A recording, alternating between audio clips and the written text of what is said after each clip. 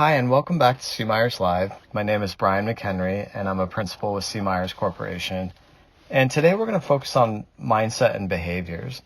Lots of questions around what the longer-term impacts of the pandemic will be, what the economic impacts, the financial impacts, and the strategic impacts will be. And helping understand the change in mindset and behaviors for consumers and members and employees can be one of the ways in which decision makers can get a better idea, again, of what that longer term impact might look like.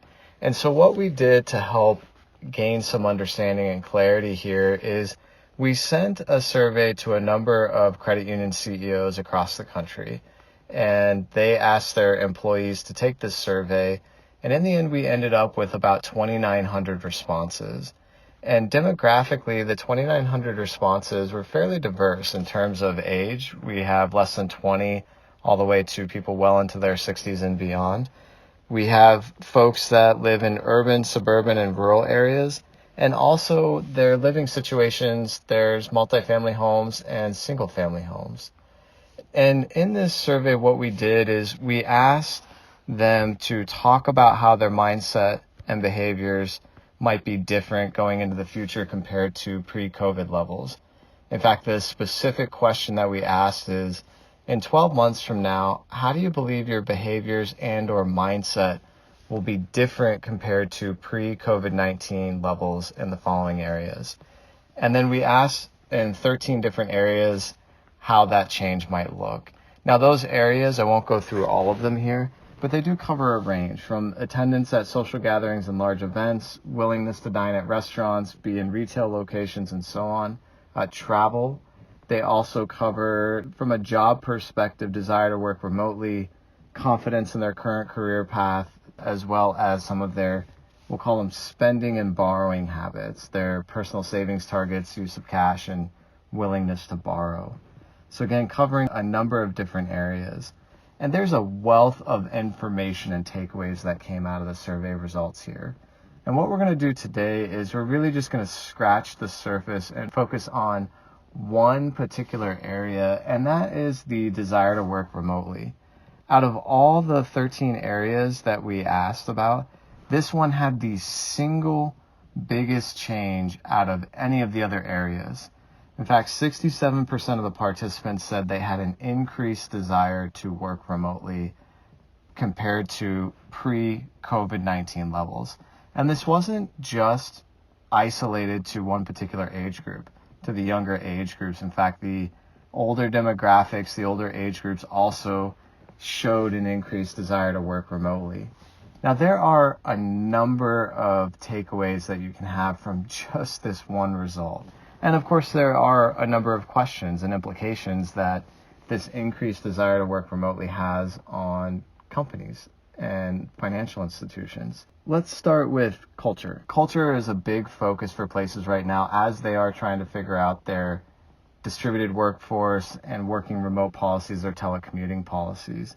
And so a question here would be thinking about if our culture is built on face-to-face interactions with employees and when helping our members, how do we keep that going in a virtual world? Again, if we're really set up and structured our processes, the way we've built our offices and our spaces are around that human and face-to-face interaction, and we want to make sure that our culture is maintained and continued going into the future in this virtual working environment, then we really need to step back and think about how we're going to do that in that virtual world. And places that are able to figure this out, this can be a real competitive advantage for them from both an interacting and a member service perspective and a member engagement perspective, but also from a talent perspective. This builds into another question that came out of this, which is if your credit union is big on coaching and professional development, then what do you need to do in order to make sure that you can continue to do that in a virtual world? If you're focused on helping people move along on their career paths and career advancement, or just getting better at what they're doing every single day, and you're not able to necessarily have eyes on site, then how do you continue to push that forward in this virtual world? Which, as I mentioned, can help from a talent retention perspective. And this talent retention question, there's really two sides of this question here. First is, how does working remotely both support and challenge our ability to retain talent? I know I said first, that's really both sides, is the support and the challenge on the ability to retain talent. If you're able to work remotely, that can be seen as an employee benefit. And again, if you can do it well from a cultural perspective, it creates that competitive advantage and you can get people tied in, right? That's the big thing, is how do we keep people tied in and feeling connected? And so that might allow you to retain some of your talent, and even from a talent acquisition perspective, be able to bring new talent in, which is in and of itself also another question. How do you onboard new talent and get them culturally integrated and tied into your organization such that they get up to speed very quickly and they're also continuing to help you move your business forward? The other side is that challenge. How does this create a challenge to retain that talent? If you're not necessarily getting people tied in and now it's easier for them to leave and work remotely somewhere else, it could also create challenges around retaining the talent, particularly that key talent that you want to keep on board. Along these lines then is, how do you need to change your approach to succession planning? So there's talent retention, talent acquisition, and then maybe not more broadly, but also connected with this is when you think about your succession plans, what's the virtual working environment or the distributed workforce? How does that impact your succession plans, the way you would approach it, the choices that you would have to make all along the way? And continuing along this vein of professional development and talent retention acquisition is, how do you have tough conversations, right? How do you have tough conversations when you don't necessarily have the opportunity to see somebody or have that face-to-face interaction? And you can't necessarily call somebody in for an in-person meeting every time you want to have that tough conversation. That can actually create issues on the other side. It might actually cause people to be worried when they hear they have to come into the office. So those are just a couple of the questions coming out of this one result from the survey.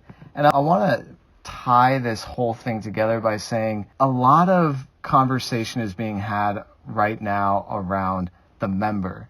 And how do we be focused and stay focused on connecting with the member, which is important in this digital environment and is important in this environment where there's less face-to-face and in-person interaction. And the emphasis is equally, if not more important, for your team members. They're the ones that are going to make sure that you're helping deliver on your value proposition going forward. And so think back to all those questions about how do you maintain your culture and move it forward? How do you coach people and move them forward in their professional development? How do you help make sure that they have career advancement opportunities and the chance to jump in on something when you may not be able to see them and they may not be able to see the opportunities for them to really display their talents going forward? Tough conversations, talent retention, all of this is really connected into that idea again of being focused on connecting to your members is important.